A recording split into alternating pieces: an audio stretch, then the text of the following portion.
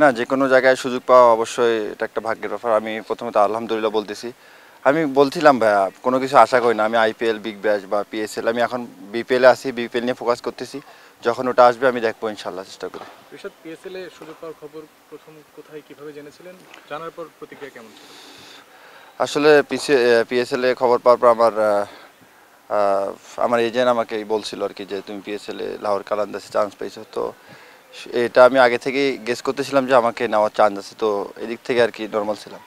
বাংলাদেশের ক্রিকেটার আসলে যেভাবে পারফরমেন্স করছে টি-20-তে, আরও কয়েকজন ক্রিকেটার কি পিএসএল দল পাওয়ার মতো ছিলেন কিনা, কোনো আক্ষেপ করেন কিনা এই জায়গাটা নিয়ে? না, আক্ষেপ না। ইনশাল্লাহ ভালো খেলতে থাকলে ইনশাল্লাহ নেক্সট ইয়ার সুযোগ আসবে, হয়তো বা আরও 3-4 জনের বেশি। তো কোনো কিছু নিয়ে আক্ষেপ না করাই ভালো। এই যে একটা ব্যাপার দাঁড়িয়েছে যে বাংলাদেশের মানে ফ্র্যাঞ্চাইজি লিগ মানেই লো স্কোরিং ম্যাচ, অনেক অনেক অনেক কিছুই ইয়ে থাকতো। এবার যেভাবে শুরু হয়েছে, আপনি মনে করেন কিনা যে বিদেশি ফ্র্যাঞ্চাইজি লিগগুলোতেও বাংলাদেশের ক্রিকেটাররা ইন ফিউচারে ভালো মানে বেশি বেশি সুযোগ পাবে, কারণ ভালো উইকেটে খেলা হচ্ছে, ভালো পারফর্ম করছে? না, অবশ্যই আমরা তো সবসময় চাবো যে আমার 12-15 জন সবাই বাইরে লিগগুলো খেলুক। তো আশা থাকবে সবসময় এবার যে বিপিএলে যে এরকম মানে সুন্দর যাচ্ছে, তো আশা করবো আমাদের আরও নেক্সট ইয়ার অনেক ভালো ভালো টুর্নামেন্ট খেলবে আমাদের দেশের প্লেয়াররা। আপনার দলের ক্যাপ্টেন হচ্ছে তামিম ইকবাল, তিনি আসলে পিএসএল খেলে এসেছেন, তার পক্ষ থেকে কি কোনো বার্তা পেয়েছেন এখন পর্যন্ত? না, তামিম ভাই আমাকে কালকে বলতেছিল যে পিএসএল এ ডাক পাওয়ার জন্য অভিনন্দন, ভালো ভালো ফ্র্যাঞ্চাইজি, তো খেলে মজা পাবো, এটা বলতেছিল। এর জন্য বিশেষ কোনো প্রস্তুতি নিচ্ছেন? না, আপাতত বললাম না, আপাতত বিপিএল এ ফোকাস করতেছি, ইনশাল্লাহ বাকিটা পরে দেখা যাবে।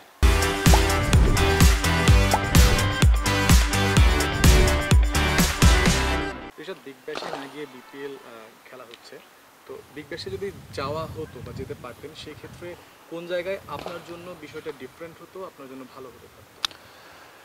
না, যেহেতু যাইতে পারিনি তো বুঝতেছি না যে কোনটা আমার জন্য বেটার হইতো, বা আল্লাহ এটা লিখে রাখছে যে যাইনি, এই জন্য আমার ভালো কিছু হবে আর সামনে আশা করি। তো এই জন্য আর কি কোনো কিছু নিয়ে চিন্তা করতেছি না যে গেলে কোনটা ভালো হইতো বা না গেলে কোনটা ভালো হইতো। যেমনটা আলোচনা হচ্ছে, ব্যাটিং স্বর্গ বলা যাচ্ছে, সেখানে খেলা হচ্ছে, সেখানে আপনার বোলিং পারফরমেন্স এখনো পর্যন্ত বিপিএলে যা হয়েছে, আপনি কতটা স্যাটিসফাইড?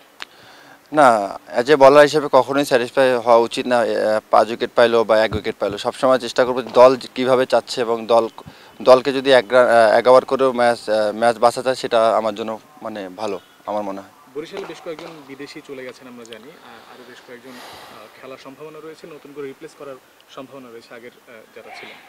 এক্স্যাক্টলি কারা কারা গেছেন আর নতুন করে কারা একাদশে আসতে পারেন, একটা ধারণা যদি দেওয়া যায়? না, একাদশে কে কে আসবে আমি এটা কেমনে বলবো, এটা হচ্ছে টিম ম্যানেজমেন্ট এবং ক্যাপ্টেন সিলেক্ট করবে। তো আমাদের যে 11-এ খেলবে না, এখনো বেস্ট 11 খেলবে, ইনশাল্লাহ আমরা জেতার জন্য খেলবো। শাহিন আফ্রিদি, কাইল মায়ার্স, এদেরকে কতটা মিস করবেন?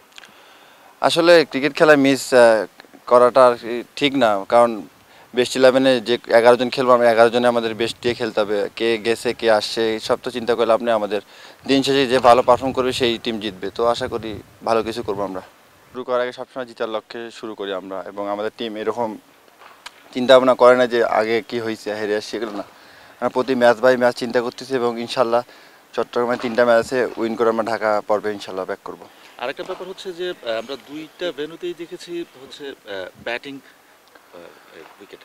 চিটাগাংয়ে আসলে কি এক্সপেক্ট করছেন? না, অবশ্যই এবার 3টা ভেন্যুতেই ব্যাটিং স্বর্গ হয়ে গেছে। তো আমরা চেষ্টা করবো যে ব্যাটসম্যানরা যদি একটু ভালো ফিনিশ করতে পারে, আমরা বলাররা আমাদের সর্বোচ্চ সাপোর্টটা দেওয়ার চেষ্টা করবো ইনশাল্লাহ।